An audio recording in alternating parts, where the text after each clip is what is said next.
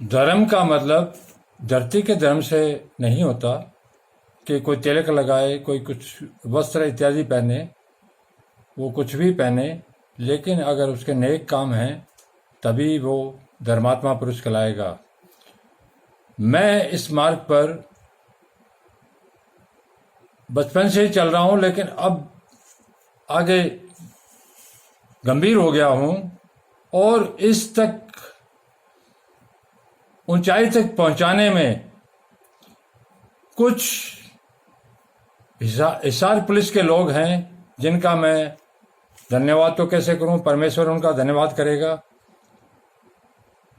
जब योगी योग करता है, जब कोई तप करता है, तो कुछ राक्षस प्रवृत्ति के लोग या राक्षस कह लो उनको, वो सामने आके विघ्न डालते हैं।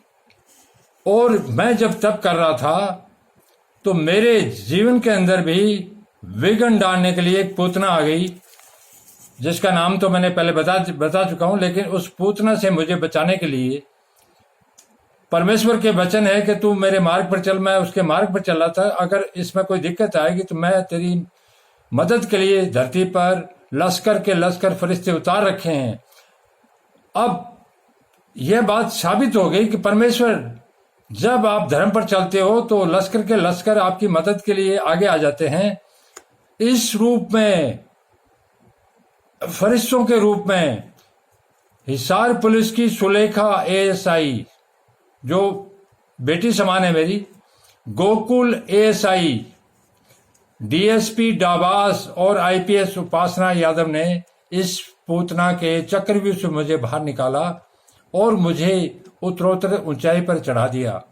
अब मैं बिल्कुल निडर होकर परमात्मा के मार्ग पर चल रहा हूं।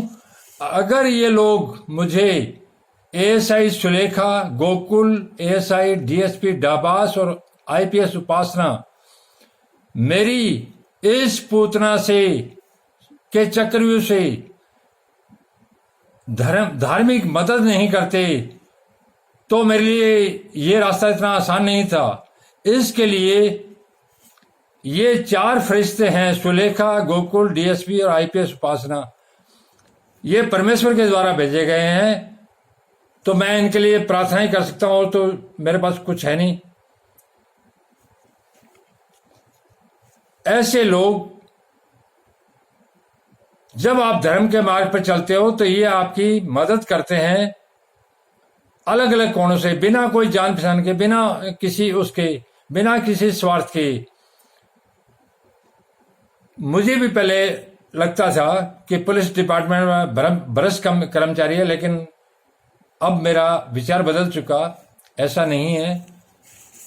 भ्रष्ट हर जगह है, बहुत कम है, लेकिन वो बहुत अधिक अच्छे लोगों का नाश करने के लिए है। तो धर्म के रास्ते पर चलने वाला जो गुरु होता है, उसका उद्देश्य ये होता है कि जो धर्म के रास्ते पर चल रहे हैं उनको आगे बढ़ाए और राक्षसों का नाश करे। मैं राक्षसों के नाश के लिए ही आगे बढ़ रहा हूं।